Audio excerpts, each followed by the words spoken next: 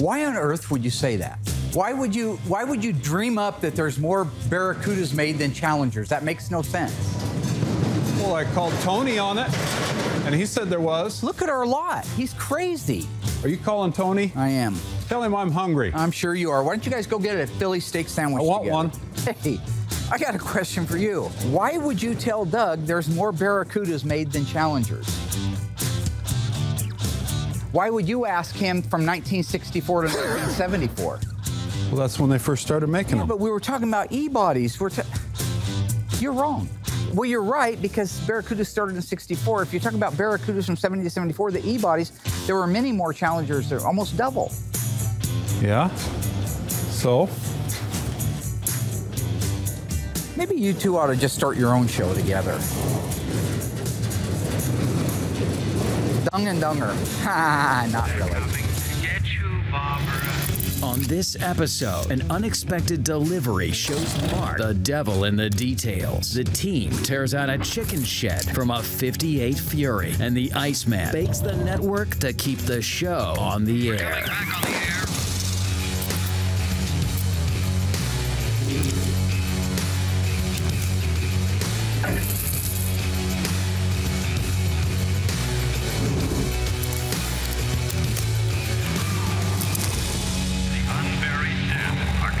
To life. Hey, Rod. Yes, Welcome sir. back. Thank you. How are you? I'm good. How was your month off? It was 7 days. I've been here a long time. I co-founded the company with Mark. Being an executive producer kind of sounds exciting. A Thai food restaurant, but it's in a ship, and it's split right down the middle. But a lot of it is just managing people. And it's called the Titanic. I haven't heard anything back on the contract itself, so I'm just writing in again. I want to put the words "pray tell" because I think that sounds kind of intelligent. This is actually what you're sending them? This is what I always send them, almost the exact same thing. Yeah. Do you always write in all caps? Is your key Because I'm broken, curious to know. I've actually written them 5 times so far, and they're not writing me back. It is definitely not a good idea for Mark to send the network an email every day. Why the face? Why the Because- surprised eyebrows? Well, Look like Count Chocula No, when they go up 5 like that. Are you writing them? Was your hair when did getting you thinner in the first- front? The thing that I don't get about Mark is that he bills himself as a classic used car salesman, as he likes to put it. I'm doing air quotes for some reason. I mean, is that like a little bit excessive? Because, I mean, daily, you're not really giving him a chance to... Well, they've written back 3 times so far, so something's working. What have they said? They said they're out of the office. Those are autoresponders. Anybody who's in any kind of element of sales will tell you that if someone is desperate, that's not a good position to be in if you're selling something. They're probably legitimately out of town. Dale said it takes weeks. He says it takes about 2 weeks since the last time it airs to the, you know, historically, that's what's happened with us. DL is our executive producer. He's the devil. And so his whole thing in the course of a day is to keep me down, beat me down, hold me down, put me down, and then once in a while he'll throw me like a nugget. He's calling himself the Iceman. He tags out in his email, Iceman. You ever see Omen? Yeah. You saw the movie, the series, yeah. I think there were 3 of them, right? I just saw the first one. You know when they shaved the kid's head, he saw the 6s? Yeah. That's DL. Well, DL often has a shaved head, and I haven't seen any weird birthmarks that resemble. Nobody has a 666. he has a weird head. Have you ever seen the top of his head? To have ice in your veins, I mean, that's the ideal position to be in if you're selling something. You need to be able to be like, we don't need you. We can walk away. We got other networks over here, you know, in other parts of the world that are going to buy this show. It's no big deal. Yeah, we don't need you. I mean, that's not the impression no. I wanted to follow up and see when we will be getting our new contract, okay? Yeah. And what I'd like to end it with, tell me what you think of this, an exclamation point, and then question marks. Not the Iceman.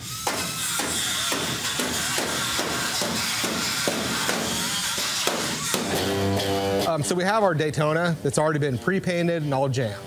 So at this point, we're ready to hang on our doors and our fenders, make sure our gaps are good. All right, Michael, hold that door up there. That'll be Michael's first time, so it's a good chance to kind of walk around, show him what we do here, on top of the fact it's a really clean car. So when he starts on it, he'll have no problem actually getting this car together and getting it ready for final paint. Whoa, what the? I love the car.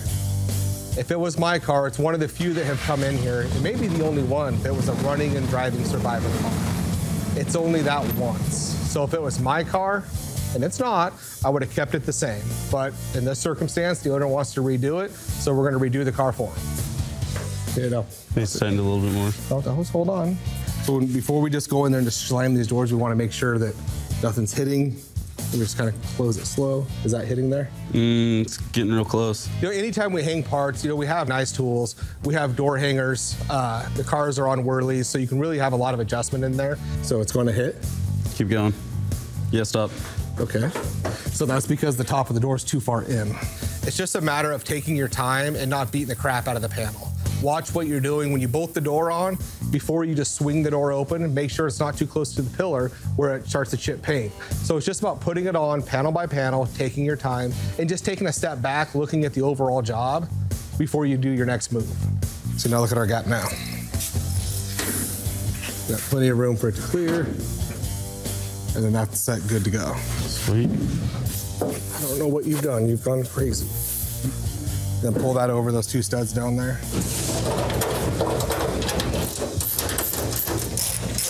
Okay. All right, so that gap's nice and consistent. I think the gaps look pretty good. And so yeah, let's grab that jack, 2x4 and a brick. We'll jack it up. Hey everybody, come on up. I want to show you our new parts room. Alyssa's been working hard at this along with me. Into the foyer. So, this is the parts room. It's heated and air conditioned. These are all the parts that we typically stock, like from AMK, Classic Industries, OER. Are you okay, Dad?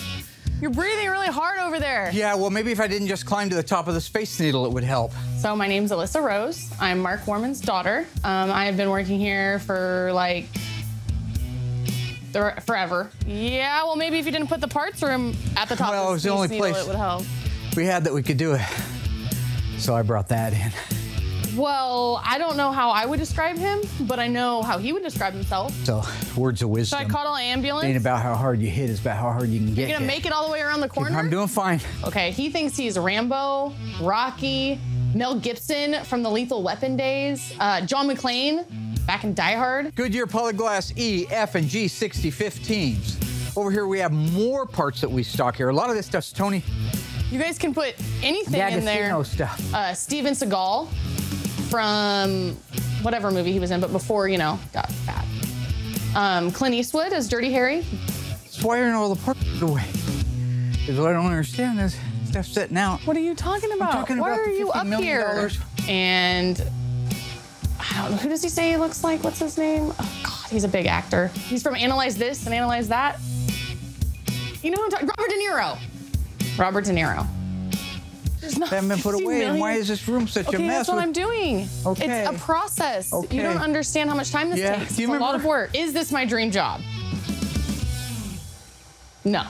You ever see The Hills Have Eyes? It doesn't matter. Well, it does matter, because if you don't do things right, things happen. I'm doing it the right way. I've definitely learned a lot managing the parts department up here.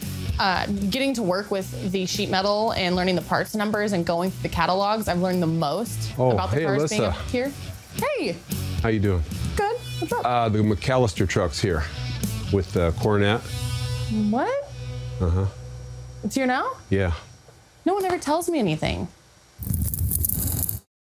The unburied dead are coming back to life. Oh, look at that.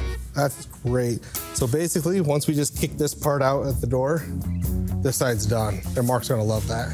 Go ahead and we'll lower the jack down, get this door open, kick that door out, and we're done with this side.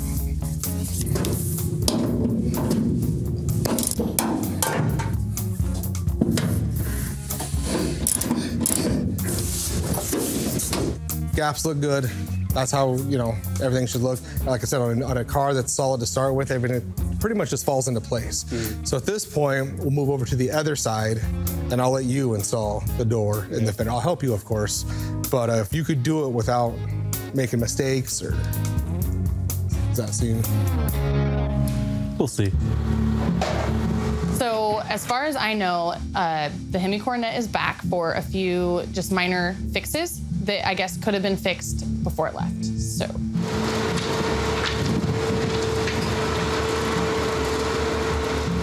I really don't know much about the Coronet. I know that it's Brett Trino's, and I know that we were like a year late to deliver it, so it's probably not a good thing that it's coming back for fixes.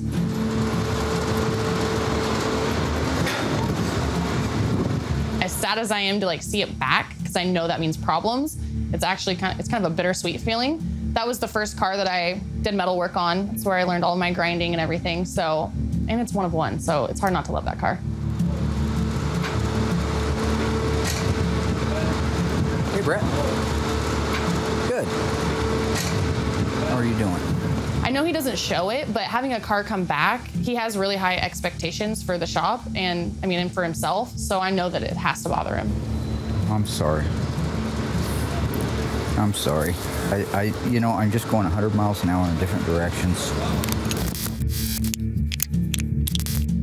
You know, the thing about Graveyard Carz is I built it up over the years to be where it is today, which is renowned as one of the top Mopar restoration shops in the country, maybe in the world. So when I have a phone call from somebody, especially a friend, where he's saying, hey, this isn't up to your standard, it has some problems. I mean, it's not easy for him to make the call. I know, I wouldn't want to make it, but in business, I want to know about it. So it's not like I'm unhappy or sad that he called me. I'm just rather depressed that it happened. It shouldn't have happened. I'm not sure why the Coronet's back. I do know it's not body and paint related. We do perfection on this side of the shop. Over on the assembly side, you know, they can get a little sloppy from time to time. So when we go over it with Mark, I guarantee it has nothing to do with us over here, and it's all over there. Of course, Will claims that those aren't his issues. It's never Will's fault. Will's never got anything to do with it. Walking around with his little tiara on. We don't make mistakes in the paint shop, body shop, or the metal shop. You know, we set a very high standard out here, starting from when the car comes back from the dipper in George's department, all the way over to mine. So when I'm done with the car doing the undercoating and it's all buffed out, I roll it over there, put it on a bin pack, and I know I can walk away and there's no problems. Oh my God. Don't get me started, okay? Like, I love Will, but he is like the princess of Graveyard Carz. Everybody thinks it's me, and I wish it was, but I'm not the one who gets the special treatment, come and go as I please. He's always taking selfies, and you know what? I'm the one that gets him his hair product. He comes to me to buy it for him. That's how much he cares. He uses special shampoo, conditioner, leave-in. I get him oil treatments. Like, good God. What about like when you guys paint on? I don't run paint. See, producer, you're trying to get me riled up. Today's a good day. I'm not gonna let you upset me. Look, I'm not saying it's Will's fault. I'm just saying it's kind of weird that he's got to paint every car twice. All right?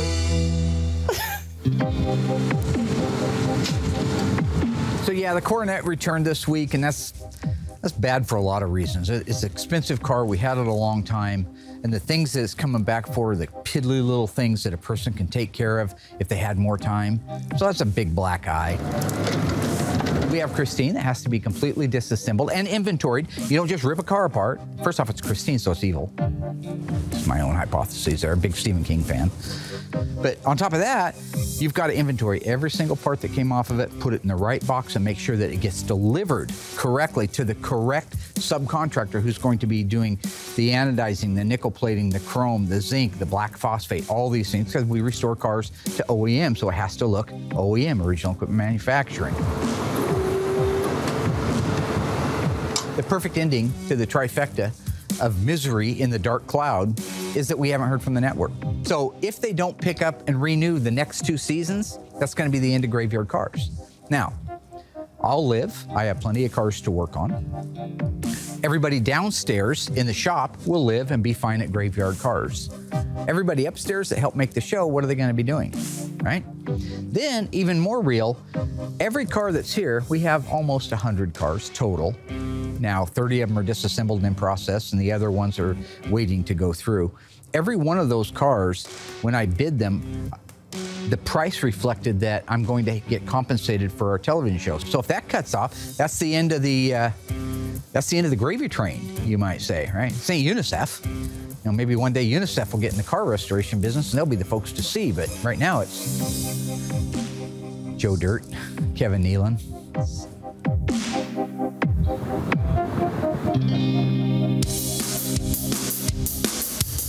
Christine. 1958 Plymouth Fury. This is the car I decided would be the car that would best represent this third generation 426 Hemi, groundbreaking, amazing, and quite frankly, evil engine. I found a 1958 Belvedere two-door hardtop. And so we're going to convert it to look exactly the way the movie car Christine looked in the motion picture. Like that, and like this. Boy, I'm so nice to see that this isn't all rusted. I was scared to death it would be destroyed. Go ahead and pull all that ugly carpet out of there. Back in, look at the little bee's nest. So normally speaking here at Graveyard Carz, we like to wait to the last minute, which is pretty much where we're at right now. Wait to the last minute to get the car ready for SEMA. So we don't need any real big surprises. I already know what to expect for the most part of the body once we get it disassembled. Oh, check it out. Here we go. We're going in. Look at this. Oh, that's house sighting. That's not original. The unburied dead are coming back to life. That's custom right there. I imagine when they designed the look of this car, they wanted it to look a little bit space age. Oh yeah, absolutely. I mean, it's pretty cool. Absolutely. I feel like they used to have more fun designing cars. They cared. That's the difference. These punk today, they don't care. Jeez Louise. Okay. Well, I don't think it has to do with caring. I think it's like making a car today. Like, I think that our culture has changed. I think that, you know, we're just totally in a different time. Yeah. And money and cost and all that. Just a different time, but we don't make cars with the amount of creativity that we used to. We don't have punk factor, so. I don't think it has anything to do with anybody being a punk dad. I just think. I thought for sure it did. Oh, that's a good spot for it. It's not a serious thing, but it's kind of fun to think of. Like, go back to the movie, right? The assembly line tech sticks his hand inside there to lean down and look and see if there was a leak, and the hood comes slamming down on it. Now, that's because Christine is a BITCH, all right? Around here, we treat her good. We treat her with respect. So I'm hoping and counting on that not being an issue. Oh. What do you want to set right here? Yeah, there's good. That's a big quarter panel. That's huge. There's two guys left on the planet that could block that quarter panel out. You and Carpenter from Nazareth. Oh my gosh. Oh no! What have you done? Oh! Oh gosh! Oh! Oh! So if you remember back to, it's actually that blue 69 GTX, as a matter of fact, we were talking about how things can be deceptive. I want to show you on this one how deceptive. Now this guy that I bought it from is a sweetheart of a guy. He told me, dude, you're going to be putting quarters and floors in that car. Oh, okay. At least a good portion of them.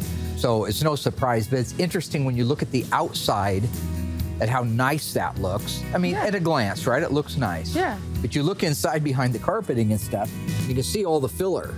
Oh my gosh. So when you're looking at, these are just chunks of filler that had like a mesh screen over it or under it. Somebody's put a patch over that, is my guess. Oh, you're through. Yeah. You are all the way through. So that's just mud in there. That's all that is. But that's an example of how something can look good on the outside, not so good on the inside. Ready? You ready? Yep. Okay. We got the bumper off. Oh, you do? Oh, good. Isn't that cool? Boy, they're so simple, aren't they? Yes. Boy, it's straight too, isn't it? And it's light. Boy, that's gonna clean up so nice. They're gonna fix that up so nice. Oh, that's beautiful. I need help getting this back glass out, Doug. Okay. So I'm gonna have you go inside and push out on the glass in this corner once I get it started. Oh, this is scary. You could break the glass, right? You could. They don't make this glass, so that would not be good. Pull it down all the way around. Yep. Do they make new glass for this? Not the back. Oh. You can get a new windshield. Can't get a new back glass. Lift up on the glass. Okay. Just get some pressure on it. Doug, you push out up here.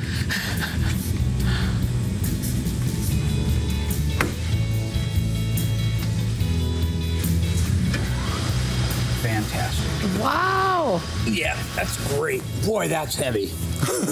Jeez. Hey, Justin, do you believe in ghosts? Not at all. Do you? You don't think this little girl's possessed? No. You don't think she's gonna be haunting me tonight in my dreams? No, but some of the other cars here are. Haunting me? No, possessed, haunted. Why would anybody be more possessed than this one? I don't know. You sound kind of scared right now. I don't believe in ghosts either. But I love ghost stories. Nice. Sweet. 2 pieces. Yeah. Will they separate? Look at that. Look at that. Nice. Oh, man. Look at these fenders. They're huge. I don't know where we're going to put them.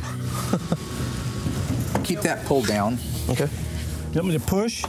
And then I want you, yeah, this is going to be a hard one because of the shape of it. That's scary, man. Yeah, it is. And then we just want to keep a constant pressure. Got it. Wow. Okay. Nice. Great. You know, go to that side. These things are heavy. You want me to go over there? Yeah. Yeah, it's about 25 pounds. Right here. I got a sawhorse for us. Right there. Thank you, Mark. Thank you, Mark. Thing's completely delaminated and we didn't even break it. Crazy, huh? Oh, ho, ho. But they kept the good stuff underneath. Yeah. Looks like they pulled this out of a 1970s church. Mark thinks I should buy a church.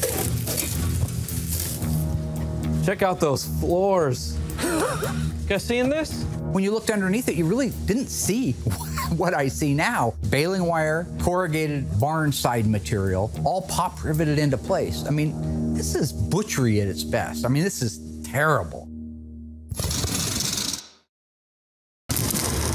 The unburied dead are coming back to life. So the disassembly of Christine, there's nothing too crucial at this point. Just being very, very cautious about everything you take off because they don't make anything for these cars. So I had that conversation. I worked with them for a while on the disassembly, got to a point where I could go up and make my phone call to Brett, my dreaded phone call, where I have to kind of eat crow and find out exactly what his concerns are and then share with him what I've seen also on the car since it got back. Well, the problem has been that I don't have any help out here in the QC department. So things like that can get away from you sometimes. And it just does. It is what it is, So Graveyard Carz really doesn't have a written warranty on the work that we do. I always try to do what I consider to be the right thing. So in the case of the Coronet, I think you have to show when you're in business that you're willing to go the extra mile for the customer. And I think that's why we are as busy as we are. A lot of the problems with the car are because of paint issues, and they're little, right? It's not the big picture, it's the little stuff. I've got 50 areas that need to either be buffed, wet sand buffed, touched up, or in the case of, I've also got beauty rings. Maybe if Will helped anybody out. cared. Maybe. What are you doing? Help out with what? Well, I'm so glad you asked because I do have a solution for this issue, and I think that we should put Will in charge of it. Print a label? Did you see this thing came back? It's not paint related, so. Well, I think it might be. I think we should put Will in charge of it because he's only got 1 job and I've got 20. So I think that he has more room on his plate than I do. There's no, my side of the shop's good. I have an Your idea. side of the shop just cost your side of the shop $1,800 to get the car here. What if you did a walk around the car right before it left? All I'm saying is somebody needs to QC this stuff. I agree. I could not agree more. 150%. We need to have somebody over here that goes around the whole entire car, has a little checklist even, and just looks for little imperfections. You want to do it? I don't have time to do it. You have plenty of time to do it. Alyssa and I have talked about, having a QC person here. I don't have the time. There's just trying to manage the metal guys, the Bondo guys, make sure myself and my helper do a good job is a task in itself because we're constantly juggling a lot of cars. You got a parts room. No, that's all you it have. doesn't matter. I don't want to do it. I've seen Death Wish. I don't want a bullseye on my back. Well, I'm not. Good. Alyssa has the parts room, and then it starts there, and then it stops at parts room. Okay, so we can all 3 agree we need a QC person. Yeah, I agree. So. Yep. I'm pretty well slammed back there, but you do have the parts room, so maybe you got something you can step up and do. I trust Will. I've trained him. He's worked with me forever. I brought him in. He was just a kid. He was still in high school. So it's hurtful when I think they didn't take the time to make sure and protect our interest as having the reputation as the best in the world. And I'll get back to you on the car, boss. You'll already see a hood down there, and you won't need a magnifying glass to find the spots on it.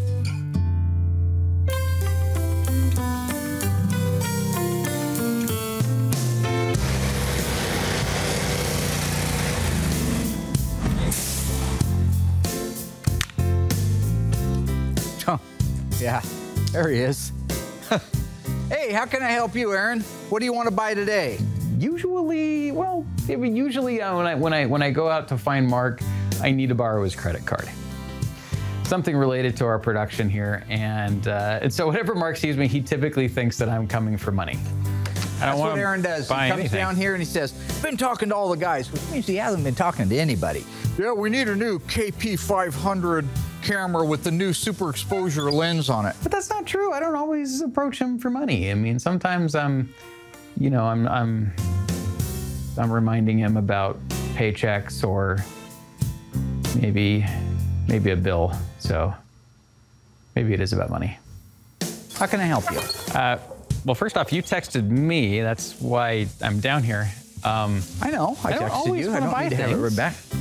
I haven't heard back from the guys. I sent that email in. It's been like 3 hours. 3 hours. At the very least, they're just sitting back counting the question marks in his headline and his email. I mean, or counting the exclamation points or wondering if he knows his caps lock key is on.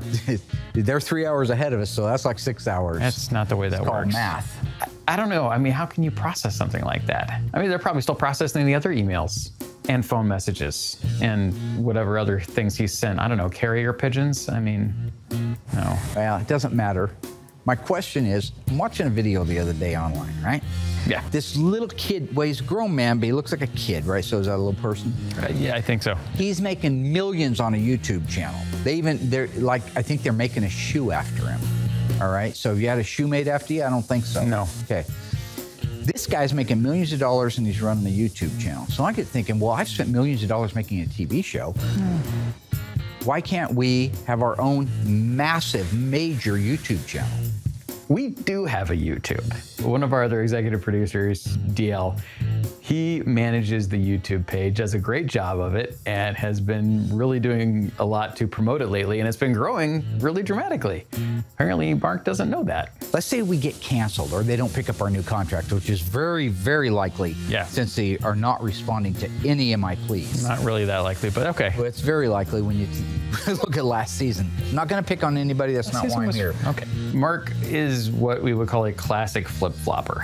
He will love an episode until suddenly people on Twitter or Facebook don't like that episode, and then he hates it and it was garbage and everyone is crap and everyone should just be fired and we should start over. You got, what, 11 clowns up there right now, including Louis Anderson, the great big fat? If for some reason it's the other way around, like we could show him an episode and he'll come back and say, this is the worst episode ever, it was garbage, but then we have good ratings or a really good response on social media, and suddenly, oh yeah, that was fantastic, I did great in that episode. Mercurial, I think would be the right word. So, how many of those guys could we lose and we go to a YouTube channel, get the YouTube channel to make me some money that offsets those wages, and next thing you know, I'm making cash. Bunsen burners. Nice little earners. Well, we would need all of the same people to do the show. Why? Mark has never fully quite grasped what it takes to make a TV show because we made a TV show early on with very, very little. And it worked because we were really, really dedicated. We put in a lot of time. And more importantly, we took a lot of time to make the number of episodes we made because it requires. We got 2 camera operators, we got a sound guy, but as production kind of ramped up and we had to make more episodes in less time, still need to edit it. So you need your editors and your mixers and your colorists. You know what the word redundancies means? I've heard the term. Well, there's this old saying in production that you can either have it fast, cheap, or good, pick any 2. Well, Mark kind of demands all 3. I'm trying to avoid that train wreck. And the way I avoid that train wreck is with you. Why? Because we're equals. Those are the greater than symbols, but you could do that. Well, I hate to break this to you, but if they don't pick up the contract, there will be redundancies. Now, I need you to keep that to yourself because... Yeah, absolutely. I don't want you upstairs scaring everybody. Okay. Hey, Steve. Yeah. Do you know what redundancies are? Redundancies?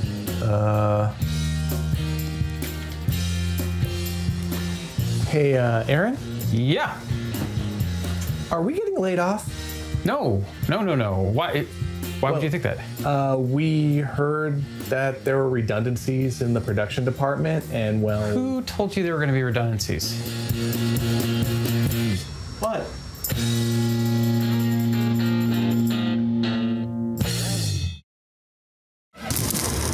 The unburied dead are coming back to life. So we'll have to put it on the hoist to get the pitman arm loose. Yeah. Should we raise it up? Yeah. Going up.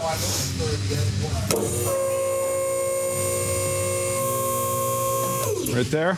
Yeah, I think that's good. Got your impact? Yeah. There we go. Piece of cake, right? We call that a pickle fork. There we go. I got it. You got it? Yep. Oh, man, look at that. This car's falling apart. There we go. So we can lower back down now, huh? Cool.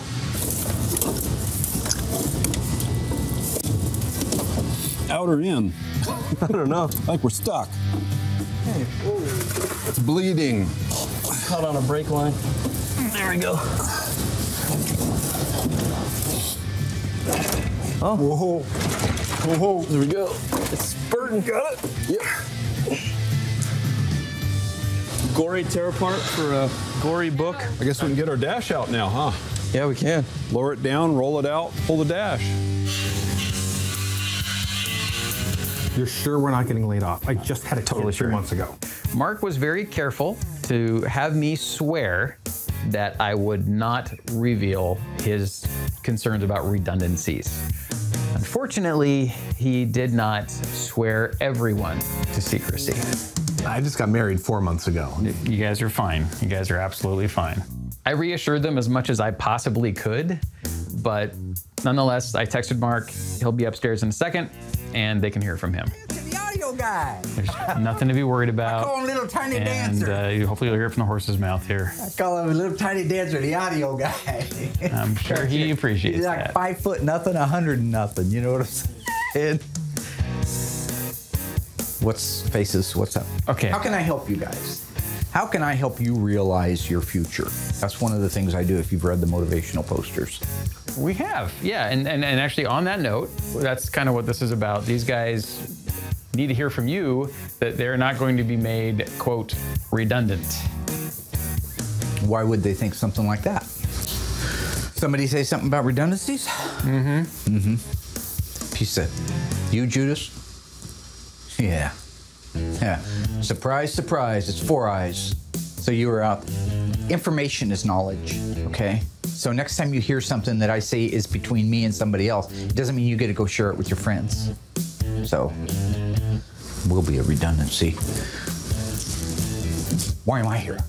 For that, to tell these guys that they're not going to be laid off. You're not going to be... I don't know if the other guys notice it as much, but he's gotten to this point where he just sort of works things into his normal conversation to where maybe, I don't know, 70, 75% of what he says is actually a lift from a TV show or a movie. You're not going to lose your job, okay? You're not going to lose your job. You know, you're not going to lose your job. So, celebrate. The Office, BBC. And good times, come on. You're absolutely sure of this? Guaranteed. Because I just got word back from the network and we got the contract coming. Yeah, we heard that a little bit earlier. You can't hear that, or I just got the email literally 5 minutes ago. Yeah. Yeah. Where'd you hear that from? Where'd you? I told them, Mark. Is that him? Oh, shh. I don't know why Mark hates DL. He's always hated DL. See, that's the problem. This is the kind of good news that I should be able to share with people. Not bad news, not about redundancies, you know? DL does a lot. I mean, he wears a lot of hats. He's an executive producer. He does color and mix and edits and directs, he does a million things around here, and he works long hours, and maybe that's it. Maybe he works a lot, therefore Mark pays him a lot, and anytime Mark has to pay someone money, he hates that person. See, that's why I don't like him, okay? Or it could just be that he likes to insult them. Not the fact that the back of his neck looks like a package of hot dogs stacked up. So yeah, we're pretty assured that no layoffs. Good enough. You still on there, Deal?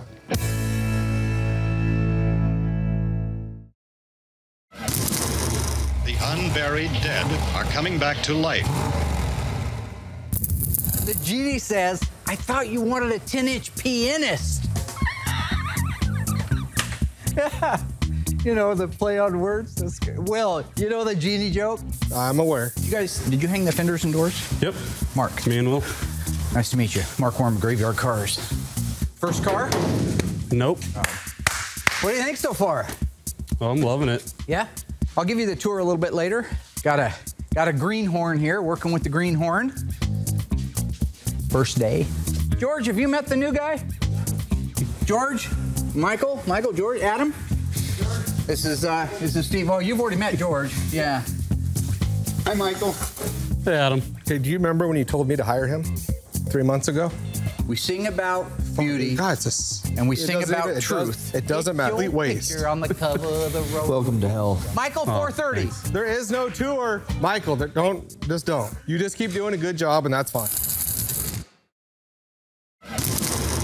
The unburied dead are coming back to life. So when I left off on Christine, we were just finishing the disassembly of the body. Everything is disassembled, inventoried. We know what's going to have to go up and get anodized, what's going to have to get polished, what gets chrome, what gets yellow phosphate, zinc, chromate, and all that stuff. Those are all the pieces and the parts. Yeah, this grill's kind of cool. At a glance, it looks really nice, but if you look carefully, you can see that there's some bends, some tweaks, some rub marks in it. This lower one here, on the face of it, doesn't look too bad. But when you roll it over, you can see when they get smashed together and spread back out, they start looking like this. But I should be able to get these out, and then I can dolly and hammer it until this is all straight the way it's supposed to be. Then I'll send it up and I'll have it stripped and I'll have it re-anodized, and it'll look like brand new again. And these are getting hard to find. They're getting good money for them when you do. I think we're ready to lift. Ready to lift? Ready for liftoff. All right, let's see it. For me, one of the most exciting elements of this restoration is this is the first non-unibody Mopar I've worked on. You can't take a body off of a frame, although you see that written a lot in articles and frame off restoration on a 70 Charger. Well, that would be quite a trick since it doesn't have a frame. Ooh, it's coming on, look at that. Guys. We're free. Okay. First time in, That's cool. We've never seen that before. I haven't. 60 Have you? years? All in all, really, I'm just anxious to see what condition the frame is in. We already know what condition the body's in. Now, where are we at with that frame? Oh, I wonder if it's going to be easier to work on this. My job can be a little bit easier right now. I'm not just held up in one area. The body guys can be working on the body parts. Doug and I can be working on getting the engine installed, getting it plumbed out, getting the brakes and all those things on it. How awesome is it going to be to build out that whole Hemi right on here? Beautiful. You can access everything. For the most part, I think it's going to be a little bit easier process for us. More parts and pieces, but easier to work on. The frame is in really nice shape. The body's what I expected exactly. I got to get on the phone and see who's making what and get some metal coming for it. We'll get this moved outside and we'll start setting up for the dipper. What I learned with the return of the Coronet is that things can happen to anybody. I run around here thinking I'm doing all these different things, and I'm trying, but by getting pulled away in the middle of something, that's how mistakes happen. I learned that I need help. That's just a fact, and it's okay to say that, right? I need help in that shop. I need somebody to help me QC. You notice that George is moving like incredibly slow right now, like ridiculously slow? Like he spent 3 days putting a door on a car.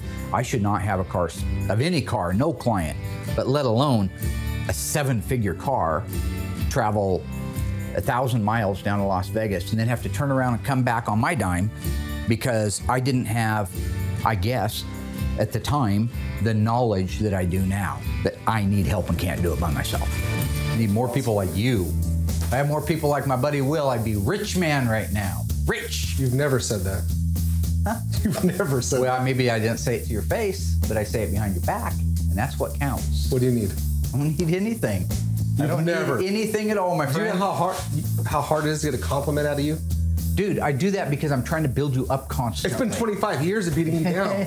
Oh, this is the moment you start building me up? I just wanted to stop by and say hi. I'm sorry. Hey, No problem. It's good seeing you. As yours. Good seeing you. Hey, no. Yeah. Quick question for you. On a serious note, I do need some help in the shop with QC, right? You would agree with that, right? Things like Torino's car coming back. And so because it was your idea, I've decided I'm going to offer you the job. This is a golden opportunity because you're right next to the Iceman at that point, right? There's like the Iceman's up here. So he's like El Jefe, right? You got to agree. Yeah. Well, it's your shop, so. Right, I own it, right? Right. You are going to be my assistant. And that is power. Well, thank you. You're welcome. I'm gonna pass. Thank you very much for thinking of me. But it's funny you bring this up because Alyssa was really interested in doing more around here.